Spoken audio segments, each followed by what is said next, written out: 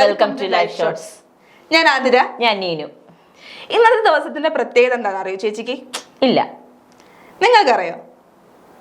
ഇല്ലല്ലേ. ഇന്നാണ് ലോക മാതൃഭാഷാ ദിനം. ആ ദിവസം ഇന്നാണല്ലേ? യെസ്. എന്ന് മുതലാണ് മാതൃഭാഷാ ദിനം ആചരിച്ചു തുടങ്ങിയെന്ന് അറിയാവോ ചേച്ചിക്ക്? ഇല്ല. 1999 നവംബർ 17 യുനെസ്കോ ഈ മാതൃഭാഷാ ദിനം ആചരിക്കണം എന്നുള്ളൊരു പ്രഖ്യാപനം നടത്തുന്നത്. പക്ഷേ 2008 ലോക ഭാഷാ വർഷത്തിലാണ് ഇത് ഔദ്യോഗികമായിട്ട് അംഗീകരിക്കുന്നത്. അതായത് ലോകം മൊത്തം ഫെബ്രുവരി 21 ലോക മാതൃഭാഷാ ദിനമായിട്ട് ആചരിക്കണം എന്നുള്ള പ്രഖ്യാപനം ഇത് ഔദ്യോഗികമായി പ്രഖ്യാപിച്ചത് 2008. അതെ, പക്ഷെ ഇത് എങ്ങനെയാണ് ഇത് വന്നത്? ഈ ലോക മാതൃഭാഷാ ദിനം എന്നുള്ള ഒരു ദിനം എങ്ങനെയാണ്, അതിന്റെ ഒരു ഉത്ഭവം എങ്ങനെയായിരുന്നു? അതായത് ബംഗ്ലാദേശിൽ നിന്നാണ് സത്യം പറഞ്ഞാൽ ഇത് വരുന്നത്. അവിടെ ആചരിച്ചു പോകുന്ന ഒരു ഭാഷാ പ്രസ്ഥാന ദിനം ഉണ്ടായിരുന്നു. അതിൽ നിന്ന് അത് അന്താരാഷ്ട്ര തലത്തിൽ അംഗീകരിക്കപ്പെട്ടത് തുടർന്നാണ് പിന്നീട് ഇത് മാതൃഭാഷാ ദിനം ആചരിക്കാൻ തുടങ്ങിയത്. 1952 ഫെബ്രുവരി 21 ഈ ബംഗ്ലാദേശിൽ അവർ അന്നത്തെ ദിവസം ഒരു മാതൃഭാഷാ പ്രസ്ഥാനത്തിന്റെ അല്ലെങ്കിൽ ഭാഷാ പ്രസ്ഥാനത്തിന്റെ ഒരു പ്രതിഷേധ സമരം നടത്തി. അവർക്കെതിരെ പോലീസുകാർ വെടിയുതിർത്തു. അന്ന് ഒരുപാട് പേര് കൊല്ലപ്പെട്ടു. അപ്പൊ അവരെ സ്മരിക്കുന്നതിന് വേണ്ടിയാണ് ഒരു ഭാഷാ പ്രസ്ഥാന ദിനം ആചരിച്ചു തുടങ്ങിയത്. അപ്പൊ അതിൽ നിന്ന് പിന്നീട് മാതൃഭാഷാ ദിനമായി യുനെസ്കോ അംഗീകരിച്ചപ്പോൾ ലോകം മൊത്തം മാതൃഭാഷാ ദിനം ആചരിച്ചു. ഈ ദിവസം ലോകം മൊത്തവും ആഘോഷിക്കുന്ന ഒരു ദിവസം അങ്ങനെയാണ്. അപ്പം നമ്മളെ മലയാള ഭാഷ, അതായത് നമ്മളെ മാതൃഭാഷ എന്ന് പറയുന്നത് മലയാളമാണ്. ഈ മാതൃഭാഷ ഏത് ഭാഷയിൽ നിന്നാണ് ഉൾത്തിരിഞ്ഞു വന്നതെന്ന് അറിയാവോ ചേച്ചിക്ക്? നമ്മൾ പഠിച്ചിരുന്ന കാലം തൊട്ട് പറയുന്നത് പഠിച്ചിരുന്ന സമയത്ത് സംസ്കൃതം, തമിഴ് ഈ രണ്ടിൽ നിന്നും വന്നിട്ടുണ്ടെന്ന. അത് ഓരോ രീതിയിലും ഓരോർക്ക് പറയുന്നുണ്ട്. സംസ്കൃതത്തിൽ നിന്നും പറയുന്നുണ്ട്, തമിഴിൽ നിന്നും പറയുന്നുണ്ട്. ഏതാണെന്ന് കറക്റ്റായിട്ട് ഇപ്പോഴും കൺഫ്യൂഷനില്ല പോകുന്നത്. അത് തന്നെയാണ് നമ്മൾ സംസ്കൃതത്തിൽ നിന്നും തമിഴിൽ നിന്നും ഇപ്പോഴും സത്യം പറഞ്ഞാൽ അതിനുള്ള ഒരു കൺക്ലൂഷനിൽ എത്തിയിട്ടില്ല ആൾക്കാർ. ഈ പറയുന്നത് വെച്ചാൽ നമ്മൾ ഉപയോഗിക്കുന്ന പല വാക്കുകളും സംസ്കൃതത്തിന്റെ സ്വാധീനമുണ്ട്, അതേപോലെ തമിഴിന്റെ സ്വാധീനമുണ്ട്. ആദ്യമായിട്ട് ഈ മലയാള ഭാഷയെ കുറിച്ച് ഒരു പഠനം നടത്തിയത് പാശ്ചാത്യ ചരിത്രകാരനായ കാൾഡ്വെൻ എന്ന ആളാണ്. അദ്ദേഹത്തിന്റെ ഒരു നിഗമനത്തിൽ ഈ തമിഴ് ഭാഷയിൽ നിന്നാണ് മലയാളം രൂപപ്പെട്ടതെന്നാണ് അദ്ദേഹത്തിന്റെ നിഗമനം എത്തിയത്. പക്ഷെ ഇദ്ദേഹം നടത്തിയതിന് ശേഷം നമ്മളെ AR രാജരാജവർമ്മയും കവിയായ ഉള്ളൂരും ഇതിനെക്കുറിച്ചൊരു പഠനം നടത്തി. രാജരാജവർമ്മേന്റെ നിഗമനത്തിൽ എന്താണെന്ന് വെച്ചാൽ ഇത് നമ്മളെ ചെന്തമിഴ്, അന്നത്തെ കാലത്ത് ഇവിടെയുള്ള ലൊക്കാലിറ്റിയിലുള്ള കൂടുതൽ ആൾക്കാർ തമിഴ് സംസാരിച്ചിരുന്നു. ഈ ചെന്തമിഴ് പോലുള്ള പ്രാചീന തമിഴ് സംസാരിച്ചു വന്ന് അതിൽ നിന്ന് മലയാളം രൂപം കൊണ്ടു എന്നാണ് പറയുന്നത്. പക്ഷെ ഉള്ളൂർ അതിനെ എതിർക്കുന്നതെന്ന് വെച്ചാൽ ഈ തമിഴിന് സംസ്കൃതവുമായിട്ടാണ് സാമ്യം എന്നാണ് പറയുന്നത്. അപ്പൊ ഇപ്പോഴും കറക്റ്റ് ഒരു കൺക്ലൂഷൻ ഇല്ല. നമ്മളെ ഭാഷേന്റെ ഉത്ഭവം ശരിക്കും തമിഴാണോ സംസ്കൃതമാണോ എന്നുള്ളത് സത്യം പറഞ്ഞാൽ ഇതില്ല. ഒരു AD 9ാം നൂറ്റാണ്ട് മുതലാണ് ഈ മലയാള ഭാഷ ഔദ്യോഗികമായി അംഗീകരിച്ച, അല്ലെങ്കിൽ ഇതിന് മലയാള ഭാഷയെ തിരഞ്ഞെടുക്കപ്പെടുന്നതെന്നൊക്കെയാണ് പറയുന്നത്. അന്നു മുതലാണ് ഈ മലയാള ഭാഷ വന്നത്, മലയാളം എന്ന പേര് വന്നത്. പക്ഷെ നമ്മളെ മാതൃഭാഷ മലയാള ഭാഷ കൊണ്ടുവന്നതും അത് നമ്മൾ മലയാളത്തിന്റെ പിതാവായി കാണുന്നതും ആരെയാണ്? എഴുത്തച്ഛനെയാണ് നമ്മൾ മാതൃഭാഷയുടെ പിതാവായി കാണുന്നത്. നമ്മൾ പഠിക്കുന്നിടം മുതൽ ആ ഒരു പേരാണ് നമ്മൾ കേൾക്കുന്നത്. എഴുത്തച്ഛന്റെ കിളിപ്പാട്ടും കാര്യങ്ങളൊക്കെയാണ് നമ്മൾ പഠിച്ചുകൊണ്ട് വന്നതും അതിൽ നിന്നാണ് മലയാളം വരുന്നതും. പക്ഷെ അതിനും ചില ആൾക്കാർ പറയുന്നത് വെച്ചാൽ ഈ സംസ്കൃത ചായ്വ് എഴുത്തച്ഛന്റെ രീതികളിലും ഉണ്ടെന്നാണ് പറയുന്നത്. അതുകൊണ്ടായിരിക്കും ഒരു പക്ഷേ സംസ്കൃതമാണ് മലയാള ഭാഷയുടെ എന്ന് പറഞ്ഞിരിക്കുന്നത് കൂടെ ആയിരിക്കാം കാരണം. അപ്പൊ ഇന്നത്തെ ദിവസം നമ്മൾ പറഞ്ഞു നമ്മളെ മാതൃഭാഷ എന്ന് പറയുന്നത് മലയാളമാണ്.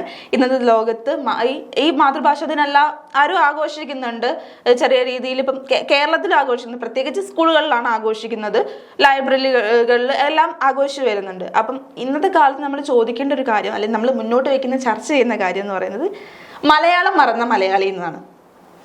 ശരിയല്ലേ? കറക്റ്റായിട്ടുള്ള ഒരു ടോപ്പിക്കാണ് ഈ കാലഘട്ടത്തിന്, കറക്റ്റ് ആപ്റ്റായിട്ടുള്ള ഒരു ടോപ്പിക്കാണിത്. മലയാളം മറന്ന മലയാളി. എന്തുകൊണ്ടായിരിക്കും മലയാളം മറക്കാൻ കാരണം ഇപ്പോഴത്തെ കാലഘട്ടത്തിലെ കുട്ടികൾ സ്കൂളുകളിൽ തന്നെ മലയാള ഭാഷ പറയുമ്പോൾ സ്കൂളിൽ ഫൈനാണ്. CBSE പോലുള്ള സ്കൂളുകൾ. ഒരുപാട് സ്കൂളുകളിൽ ഇങ്ങനെ നമ്മൾ ഒരുപാട് സ്കൂളുകളിൽ ഇങ്ങനെ ഒരു ഇതുണ്ട്. അത് കുട്ടികളെ വളരെ ഇതായിട്ട് അവരുടെ മലയാള ഭാഷ തന്നെ പിന്തള്ളാൻ കാരണം അത് തന്നെ. അതായത് മലയാളം അറിയാണ്ട് ഒരു ചെറിയ വാക്ക് പറഞ്ഞു പോയാൽ അടിക്കുക, ഈ ഫൈൻ കൊടുക്കുക. ഈ അടുത്ത് തന്നെ ഒരു കേസ് ഉണ്ടായിട്ടുണ്ട്, മലയാളം പറഞ്ഞതിന് ഒരു കുട്ടിയുടെ മുടി മുട്ടയടിച്ച്. അപ്പം ഇങ്ങനത്തെ കാര്യങ്ങളൊക്കെ നടക്കുമ്പോൾ കുട്ടികൾക്ക് പേടിയാണ്. മലയാളം എന്ന് പറയുന്നത് നമുക്ക് എന്താ തിരിച്ച് അടി വാങ്ങാനും നമുക്കൊരു ശിക്ഷയായിട്ട് വരുന്ന പോലെയാണ് ഇപ്പോഴത്തെ സമൂഹം കൊണ്ടുപോകുന്നത്. അതേപോലെ തന്നെ നിങ്ങൾക്ക് ഉണ്ടാവുന്ന കുട്ടി ജനിക്കുമ്പോൾ മുതലേ ഇംഗ്ലീഷ് പറഞ്ഞു തുടങ്ങണമെന്ന് ചിന്തിക്കുന്ന രക്ഷിതാക്കളാണ് നമ്മുടെ കാലത്തുള്ളത്. പക്ഷേ ഒരു കാര്യം പറയാം, നമുക്ക് ഇംഗ്ലീഷും ഒഴിവാക്കാൻ പറ്റത്തില്ല. ഒരിക്കലും നമ്മൾ ഇംഗ്ലീഷ് ഒഴിവാക്കാൻ പറ്റത്തില്ല. കാരണം ഇപ്പോൾ നമ്മൾ പഠിക്കുമ്പോൾ തന്നെ നമ്മൾ ഒരു സബ്ജക്റ്റ് മാത്രമാണ് നമ്മൾ മലയാളം ഇപ്പം CBSE അല്ലാത്ത സ്കൂളുകളിൽ കൊണ്ടുപോകുന്നത്. ഒരു സബ്ജക്റ്റ് മാത്രമാണ് മലയാളം കൊണ്ടുപോകുന്നത്. അപ്പോൾ ഇംഗ്ലീഷ് പുറം രാജ്യങ്ങളിലെല്ലാം ചെല്ലുമ്പോൾ നമ്മളെ ഒരുപാട് സഹായിക്കുന്നുണ്ട് ഇംഗ്ലീഷ്. അത് നമ്മൾ ഒരിക്കലും മറക്കാൻ പറ്റത്തില്ല. എന്നാലും നമ്മുടെ മാതൃഭാഷ അത് രണ്ടാം തരമായി പോവുകയാണ്. അതായത് പുറം രാജ്യങ്ങളിലേക്ക് ഇവിടെ നിന്ന് കൂടുതൽ ആളുകൾ പോകുന്നത് കൊണ്ടാണ് ഇംഗ്ലീഷിന് പ്രാധാന്യം ഏറി തുടങ്ങുന്നത്. വെച്ചാൽ എല്ലാവർക്കും സംസാരിക്കാൻ പറ്റിയ ഒരു ഭാഷയാണ് ഇംഗ്ലീഷ്. ഇപ്പം നമ്മൾ മലയാളം ആണെങ്കിൽ നമ്മൾ അടുത്ത സംസ്ഥാനത്ത് കിടക്കുന്നത് തമിഴ്, തെലുങ്ക്, കന്നഡ ഒക്കെ പോകുന്നത്. അപ്പം നമുക്ക് ആ ഭാഷ അറിഞ്ഞിട്ടില്ലെങ്കിൽ നമുക്ക് അവരുമായിട്ട് ഒരു സംഭാഷണത്തിൽ ഏർപ്പെടണമെങ്കിൽ ഇംഗ്ലീഷ് എന്ന മാധ്യമം വേണം. അതുകൊണ്ടാണ് ഇംഗ്ലീഷിന് പ്രാധാന്യം കൂടുന്നതെന്നാണ് പറയുന്നത്. പക്ഷെ ഈ പറയുമ്പോൾ തന്നെ രണ്ടാം തരക്കാരായി, അതായത് സ്കൂളുകളിലും ഇത് +1 നോർമലി 10ാം ക്ലാസ് വരെ ഇപ്പം മലയാളം മീഡിയം സ്കൂളിൽ മലയാളം പോകുന്നുണ്ടെങ്കിലും ഇംഗ്ലീഷ് മീഡിയങ്ങളിൽ കുറവായിട്ടാണ് എനിക്ക് തോന്നുന്നത്. ഉണ്ട്, CBSE സ്കൂളിലും പഠിപ്പിക്കുന്നുണ്ട്. അത് കഴിഞ്ഞാൽ പിന്നെ അങ്ങോട്ടേക്ക് പോകുന്നത് ഒരു രണ്ടാം തരം ലാംഗ്വേജ്, അതായത് സെക്കൻഡ് ലാംഗ്വേജ് ആയിട്ടാണ് മലയാളം. ഈ മലയാളം, ഹിന്ദി, സംസ്കൃതം രീതിയിലാണ് ഓപ്ഷണലാണ്. മലയാളം തന്നെ വേണമെന്നില്ല. അതായത് ഇപ്പം സംസ്കൃതം എടുക്കുന്നവരുണ്ട്, ഹിന്ദി എടുക്കുന്നുണ്ട്, വേറെ ഈ ഡിഗ്രിക്കൊക്കെ എത്തുമ്പോൾ ഫ്രഞ്ച്, അതേപോലെ ബാക്കിയുള്ള ലാംഗ്വേജസ് ഒക്കെ വരുന്നുണ്ട്. അപ്പം നമുക്ക് ചൂസ് ഇഷ്ടമുള്ളത് സെലക്ട് ചെയ്യാന്നുള്ള രീതിയിലേക്കാണ് വരുന്നത്. അപ്പം മലയാളം എടുക്കാത്ത ഒരുപാട് കുട്ടികളുണ്ട്. അപ്പോഴും ഇവർ ഈ സ്കൂളിൽ പഠിച്ചു വന്ന ഇത് വെച്ച് നോക്കുമ്പോൾ അവർക്ക് മലയാളം ഒരുപാട് ടഫായിട്ട് തോന്നും. അതുകൊണ്ട് അവര് വേറെ ലാംഗ്വേജ് സെലക്ട് ചെയ്യുന്നത്. അതന്നെ ഇപ്പൊ ഏകദേശം എന്റെ പ്രായത്തിലുള്ള, എന്നെക്കാളും കൂടുതൽ പ്രായത്തിലുള്ള ആൾക്കാരെ ഞാൻ കാണുമ്പം അവരോട് എന്തെങ്കിലും നമ്മൾ എഴുതാനോ അല്ലെങ്കിൽ വായിക്കാനോ പറയുമ്പോൾ അവരെന്നോട് പറയുന്ന കാര്യമുണ്ട്, ഞങ്ങൾ CBSE പഠിച്ചു. അതൊരു വലിയൊരു അംഗീകാരമായിട്ട് അവർ കാണുന്നത്. CBSE പഠിച്ച് ഞങ്ങൾക്ക് മലയാളം എഴുതാനും വായിക്കാനും അറിയില്ല. ഈ മലയാളം എഴുതാനും വായിക്കാനും അറിയില്ല എന്നുള്ളത് ഭയങ്കര അംഗീകാരമായിട്ട് അവർ കാണുന്നുണ്ട്. പക്ഷെ ഇംഗ്ലീഷ് അറിയാം, പക്ഷെ അവര് ജനിച്ചു വളർന്നതോ അതന്നെ. അങ്ങനെ അവർ പറയുമ്പോൾ അതൊരു ഭയങ്കര ഒരു അംഗീകാരമായിട്ട് കാണുമ്പോൾ അവർ സ്വന്തം നമ്മളെ പെറ്റ അമ്മേന്റെ സ്ഥാനത്തുള്ള നമ്മളെ മാതൃഭാഷേനെ തരം താഴ്ത്തി ഇല്ലാതാക്കുന്ന ഒരു അവസ്ഥയിലേക്കാണ് പോകുന്നത്. അത് ഞാൻ കേൾക്കുമ്പോൾ സ്വന്തം നാട്ടിൽ ജനിച്ച, അതായത് നമ്മൾ പറയുന്നത് മലയാളം, വീട്ടിൽ സംസാരിക്കുന്നത് മലയാളം, നമ്മൾ ജനിച്ച നാടത്. അപ്പോൾ അങ്ങനത്തെ നാട്ടിൽ എനിക്ക് മലയാളം എഴുതാനും വായിക്കാനും അറിയത്തില്ല എന്ന് പറയുമ്പം അതൊരു ഭയങ്കര ഒരു, എന്നെ സംബന്ധിച്ച് എനിക്ക് കേൾക്കുമ്പോൾ അത് കുറച്ചിലായിട്ട് തോന്നുന്നു. അവരത് ഭയങ്കര പ്രൗഡായിട്ട് എടുക്കുമ്പം നമുക്കത് കേൾക്കുമ്പോൾ ഇല്ലേ എന്നുള്ള ഒരു തോന്നലാച്ച. അത് ഈ ഇംഗ്ലീഷ് മീഡിയം സ്കൂൾ, അത് ഇംഗ്ലീഷ് ഗവൺമെന്റ് സ്കൂളിലും ഇംഗ്ലീഷ് മീഡിയം പഠിപ്പിക്കുന്നുണ്ട്. പക്ഷെ അതൊന്നും താല്പര്യമില്ല. ഗവൺമെന്റ് സ്കൂളിനോടെ ഇപ്പോഴത്തെ രക്ഷിതാക്കൾക്ക് താല്പര്യമില്ല. ഈ ICSE, CBSE പോലുള്ള കംപ്ലീറ്റ്ലി ഇംഗ്ലീഷ് മീഡിയം ആയിട്ടുള്ള സ്കൂളുകളിലാണ് പോകുന്നത്. അപ്പം അതുകൊണ്ട് തന്നെയായിരിക്കാം. കാരണം അല്ല, കൂടുതലും ഈ കുട്ടികളെ പറഞ്ഞിട്ടും കാര്യമില്ല. ഈ രക്ഷിതാക്കളൊന്ന് അവർക്കെന്ന് വെച്ചാൽ അവരുടെ കുട്ടികള് ഇപ്പം അയൽ വീട്ടുകാരുടെ ആ പുള്ളിയുടെ കുട്ടിയും കാട്ടിലും നമുക്ക് നമ്മുടെ കുട്ടിക്ക് കുറച്ചും കൂടെ വലിയ എഡ്യൂക്കേഷൻ കൊടുക്കണം. ഇങ്ങനെയൊക്കെ ഓരോ പ്രാധാന്യങ്ങൾ അവർ അതിലാണ് കൽപ്പിക്കുന്നത്. അല്ലാതെ കുട്ടികളുടെ മനസ്സോ അല്ലെങ്കിൽ കുട്ടികളുടെ ചിന്ത എന്താണെന്ന് അത് അവര് ശ്രദ്ധിക്കുന്നില്ല. അതന്നെ, ഇതിപ്പം ചെറുപ്പം മുതലേ കുട്ടികളെ മനസ്സിലേക്ക് അടിച്ചേൽപ്പിക്കുന്നത്. കാരണം ആളുകളെ മുമ്പിൽ തന്റെ മകൻ അല്ലെങ്കിൽ മകള് ഇംഗ്ലീഷ് സംസാരിക്കുമ്പോൾ രക്ഷിതാക്കൾക്ക് കിട്ടുന്നൊരു സംതൃപ്തി ഉണ്ട്. അതുകൊണ്ട് തന്നെ ഈ ചെറുപ്പം മുതൽ ഇപ്പം LKG അംഗനവാടിയിൽ പോകേണ്ട കുട്ടികളെ അംഗനവാടി പോകാണ്ട് തന്നെ ഈ LKG UKG എന്ന് പറഞ്ഞ ഇംഗ്ലീഷ് മീഡിയത്തിലേക്ക് പറഞ്ഞയക്കുമ്പോൾ ആ രീതി, അപ്പൊ അന്ന് മുതൽ അവരെ ഉള്ളിലോട്ട് ഇത് ഇഞ്ചക്ട് ചെയ്ത് ഇരിക്കുകയാണ്. അപ്പം അവർക്ക് ആ ഒരു മാതൃഭാഷ മറന്നു പോയിട്ട് ഇപ്പം എനിക്ക് ജനിച്ചു വീഴുന്ന കുട്ടി അപ്പം തന്നെ ഇംഗ്ലീഷ് സംസാരിക്കണം എന്ന് പറഞ്ഞാൽ അമേരിക്കയിൽ വരെ പോയി പ്രസവിച്ച കഥകൾ ഒരു കോമഡി ആയിട്ട് പറയുന്ന കേൾക്കുന്നുണ്ട്. അപ്പം ജനിക്കുന്ന മുമ്പ് ഇതിപ്പോ മലയാളം അല്ല വേറെ ഏത് മാതൃഭാഷയായാലും അവരെ മാതൃഭാഷയിലായാലും ജനിച്ച ആ പിഞ്ചു കുട്ടി ഒന്ന് വളർന്ന് സംസാരിക്കാൻ തുടങ്ങുമ്പോൾ സംസാരിക്കും. നമ്മളൊക്കെ അമ്മേ അല്ലെങ്കിൽ ഉമ്മ എന്നൊക്കെ സംസാരിച്ച് തുടങ്ങിയത്. പക്ഷെ അതിന് മാറി ഇനി ജനിച്ച ഉടനെ മമ്മി മാം എന്നൊക്കെ വിളിക്കണം എന്നുള്ള രീതിയിലേക്കാണ് ആളുകളെ പോക്കിപ്പത്തെ. അതുപോലെ പണ്ട് നമ്മുടെയൊക്കെ എന്റെയൊക്കെ ഇത് വരുമ്പോ പണ്ട് കാർട്ടൂൺ കാണുന്നത് തന്നെ ഈ മലയാളം കാർട്ടൂൺസ് ആയിരുന്നു. കാട്ടിലേക്കണ്ണൻ അങ്ങനെയൊക്കെ എനിക്ക് ഇപ്പോഴും ഓർമ്മയുണ്ട്. ആ പാട്ടൊക്കെ നമ്മൾ ഇപ്പൊ തന്നെ ചൊല്ലിക്കൊണ്ടിരിക്കും. ആ പാട്ട് നമ്മുടെ മനസ്സിൽ ഇപ്പോഴും ഓടുന്നുണ്ട്. പക്ഷേ ഇപ്പോഴത്തെ കുട്ടികൾ നമ്മളിപ്പം പോകുന്ന വഴിക്ക് ഇപ്പം കുട്ടികൾക്ക് ഫോൺ അങ്ങ് കൈ കൊടുക്കുക. ആ പിഞ്ചു കുഞ്ഞായിരിക്കും, കുഞ്ഞ് ജസ്റ്റ് കാണുന്നത് തന്നെ ഫുൾ ഇംഗ്ലീഷിലെ റൈംസും ഇംഗ്ലീഷ് കാർട്ടൂൺസ് ഇങ്ങനെ തന്നെ. കുട്ടികൾ പറയുന്നതും ആ ഇംഗ്ലീഷ് വേർഡായിരിക്കും. ഈ മലയാളത്തിലെ വാക്കുകൾ പോലും കുട്ടികൾക്ക് ഓർക്കാനും പോലും കഴിയുന്നത് അത് ശ്രദ്ധിക്കുന്ന പോലും ഇല്ല.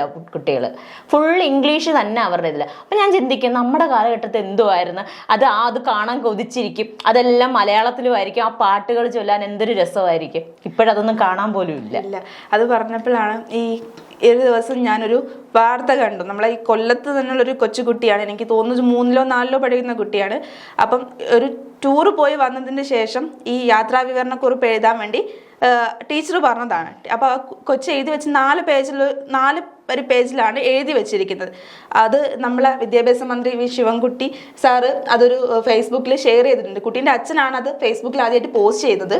അദ്ദേഹം അത് റീപോസ്റ്റ് ചെയ്യുകയാണ് ചെയ്തിരിക്കുന്നത്. അതായത് വളരെ നീറ്റായിട്ട് മലയാളത്തിൽ ആ കുട്ടി എഴുതി. ഇത്രയും ഇപ്പോഴത്തെ കാലത്ത് അനുസരിച്ച് നോക്കുമ്പോൾ മലയാളം മറന്നിരിക്കുന്ന ആളുകളുടെ കാലത്ത് ആ കുട്ടി അത്രയും വൃത്തിക്ക് നീറ്റായിട്ട് ഒരു അക്ഷരത്തെറ്റ് പോലും ഇല്ലാണ്ട് എഴുതി വെച്ചേക്കുക.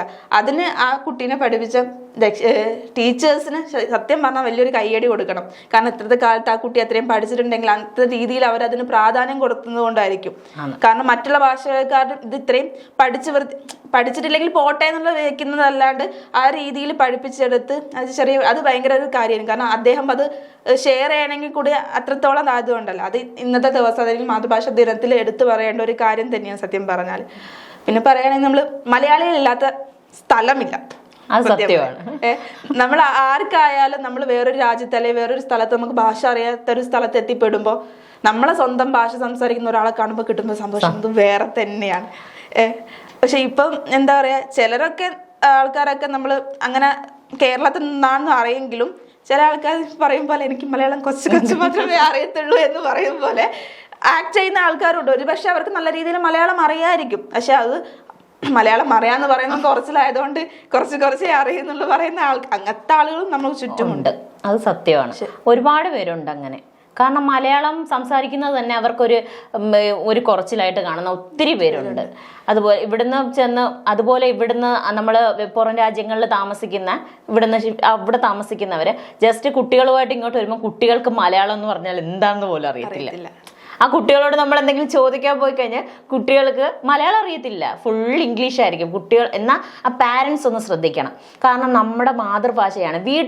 പുറത്ത് രാജ്യങ്ങളിൽ പോകുമ്പോൾ പുറത്ത് എങ്ങനെ സംസാരിച്ചു, പക്ഷെ അവരുടെ വീട്ടിൽ അത് ഉൾക്കൊണ്ടിരുന്നെങ്കിൽ ഇങ്ങനെയൊന്നും സംഭവിക്കത്തില്ല. കുട്ടികൾ ആ വീട്ടിൽ തന്നെ അവരുടെ വീട്ടിൽ ഇത്രയും പേര് കാണുമല്ലോ, അവർ തമ്മിൽ ഈ മലയാളത്തിൽ സംസാരിക്കുവാണെങ്കിൽ ഈ കുട്ടികൾ ആ മാതൃഭാഷ മറക്കില്ല, ഒരിക്കലും മറക്കത്തില്ല.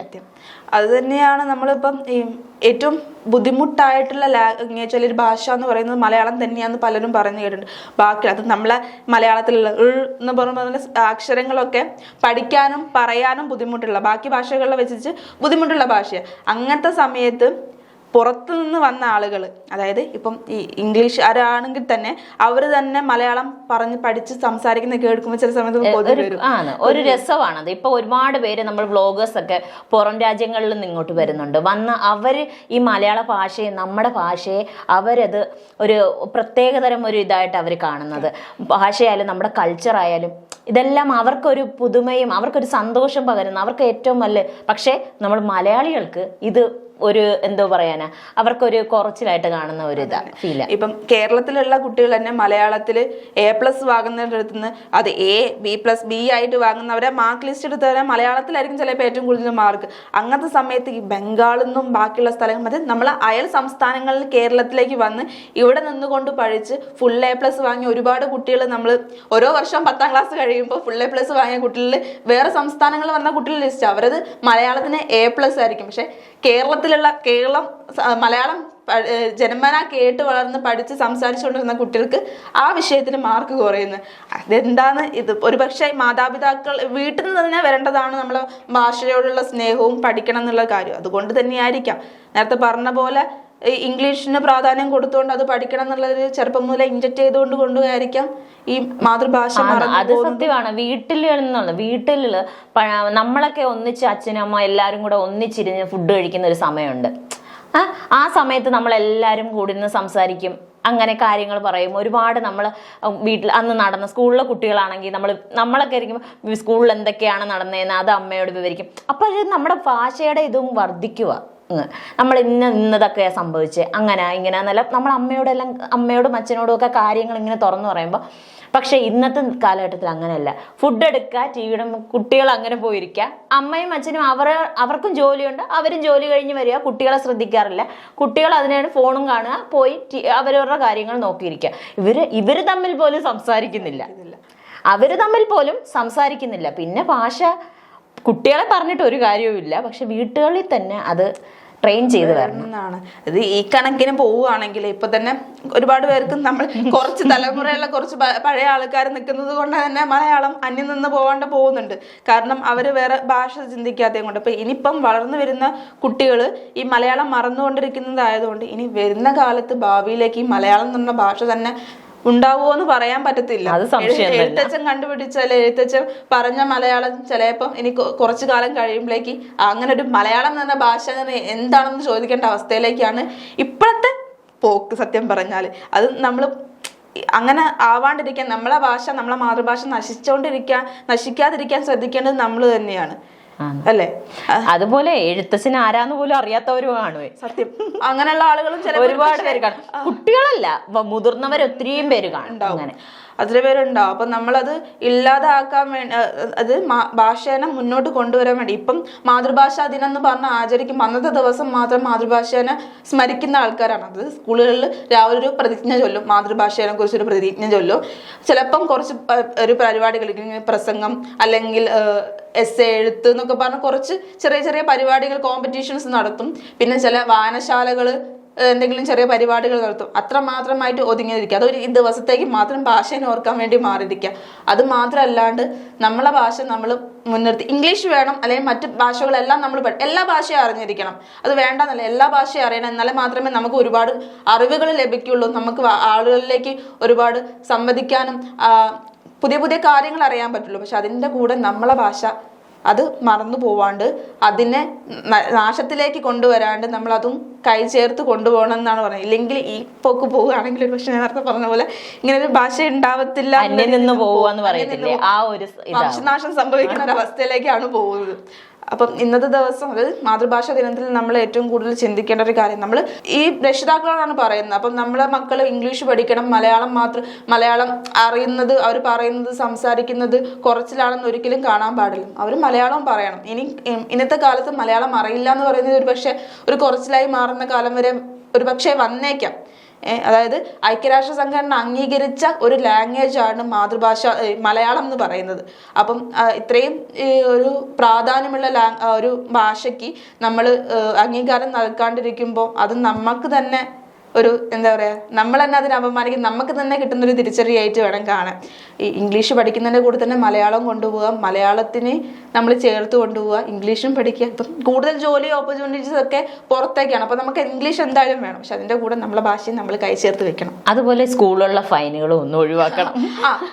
അങ്ങനെയാണെങ്കിൽ കുട്ടികൾ കുറച്ചെങ്കിലും മലയാളം പറഞ്ഞ് പഠിക്കും. ഈ മലയാളം വാക്ക് പറയുമ്പോഴേക്ക് കുട്ടികളെ തല്ലോ ഉപദ്രവിക്കുക എന്നുള്ള രീതി അത് പേടിച്ചാൽ കൂടുതലും കുട്ടികൾ ഈ ഇംഗ്ലീഷ് സംസാരിച്ചങ്ങ് അതന്നെ മാറ്റിയാൽ തന്നെ ഒരുപാട് കുട്ടികൾക്ക് മാറ്റം വരികയും ചെയ്യും. അവർ ഈ ഭാഷയെ സ്നേഹിക്കാനും തുടങ്ങും. കാരണം അങ്ങനെ അവർക്ക് ഒരു അടിയും വഴക്കും കേൾക്കുന്നത് കൊണ്ടാണ് അവർ ഈ ഭാഷയെ വെറുത്തു പോകുന്നതെന്ന് വരെ പറയാം. അപ്പൊ ഞങ്ങൾ ഏകദേശം ഈ ഇന്നത്തെ ടോപ്പിക് വൈൻഡപ്പ് ചെയ്യാൻ നിർത്താൻ പോവാണ്. അപ്പോൾ എല്ലാവർക്കും ഞങ്ങൾ മാതൃഭാഷാ ദിനം ആശംസകൾ നേരെയാണ്. വീണ്ടും അടുത്ത എപ്പിസോഡുമായി കാണാം. അതുവരയ്ക്കും ബൈ.